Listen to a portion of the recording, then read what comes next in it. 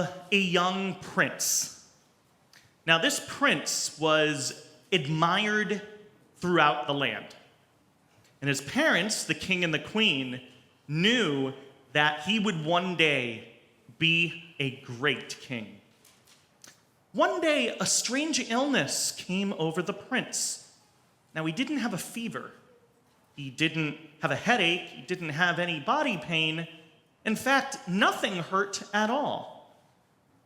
But the prince took off his clothes, squatted down, and began to act like a rooster.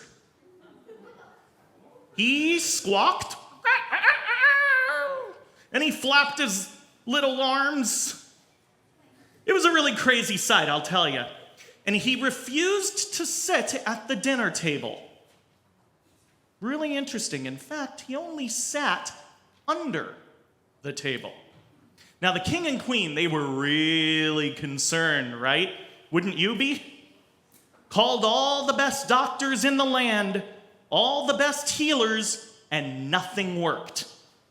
And a wise man came to the palace and said, "Your Majesty, I would like to try and cure the prince." "Oh, really? Would you? How?" "I have my own ways. All I ask is that you give me 7 days alone with the prince." Well, so he agreed, and the next day, he came to see the prince at the palace as usual, and he was squawking like a rooster. Wouldn't that be obnoxious to hear in the morning? Oh boy. The first thing that the wise man did was look to see where the rooster was. And where was he? Under the table. And so he went and sat under the table with the prince. The prince says, "Who are you? What are you doing here?" And he says to him in his best rooster voice, "I am a rooster too. Can you tell?" The prince looks up, astonished, and goes, "Me too. I'm a rooster. Welcome." They acknowledged each other and believed they now had a pretty great rooster friend. So over the next few days, he kept doing the same thing, except now they weren't just squawking along, they were pecking corn off the floor. That's what they were. No, I'm not getting down there and pecking corn on the floor. So, after a little more trust, the prince said, "Well, what are you doing?" He goes, "Well, I'm a rooster too, just like you.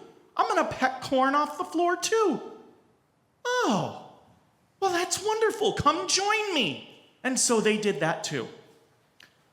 Then, the next day, the wise man started coming straight back up again and standing up tall and walking around. He was doing a little strut, a little rooster strut.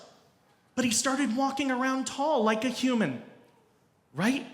And so, too, did the prince. Looked at his new friend, stood up tall, and walked around like a human. Still squawking, mind you, but at least he was walking like a human. They hopped around, but at least they were upright. Then, the next day, he saw the wise man sleep in a bed. And the prince said, "Hold on a second. Roosters can't sleep in a bed." "Well, sure they can. Roosters can sleep anywhere. Roosters can sleep in a bed. You could be a really good rooster and sleep in a bed." So the prince even tried that too, just like his new friend, and slept in the bed. Then the man had some breakfast the next morning on beautiful china, right? Not picking corn off the floor. And it was normal breakfast food. The prince said, "Well, that's not how roosters eat. We eat off the floor." No. You can be a good rooster and eat off of fine china. Why couldn't you?" And so the prince did that as well. And on the 7th day, the man said to the prince, "Roosters are roosters. They are fed and cared for. They even sleep well. It doesn't mean you're not a good rooster if you think about things in life, or eat off plates, or sleep in a bed, or walk upright." The wise man said goodbye to the prince, and the prince even believing that he was a rooster, acted like a prince and seemed like he was a prince, although he still remained a rooster, just on new terms. This story, my friends, is all about authenticity and being your very best self.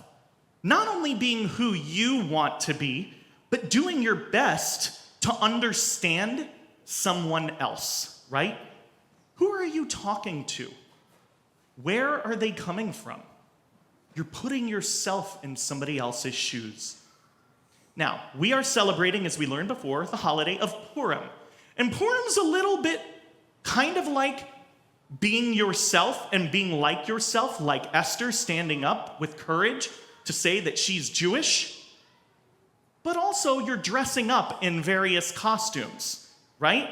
We dress up for many of those same reasons, but only for one night.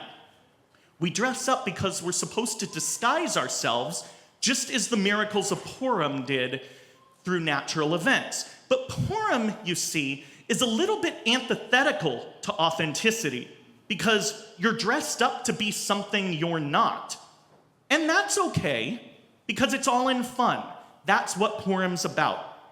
But you see, doing our best to meet someone where they're at, seeing them as they want to be seen, that not only is kind, not only is it compassionate, not only is it understanding, it's recognizing someone in the most authentic of ways. You are seeing and treating someone as their very best self. And as a result, by doing so, you are being your very best self too. What are some ways that you can be your best self? Ira? How you can be your best self is by acting like it, having your own personality. Yep. Having your own personality. When you go somewhere, don't try to act like someone else. Exactly. Just be yourself. Yes. To be considerate. Being considerate with one another. Yes. Treat others the way you want to be treated. Yes, Miss Picola?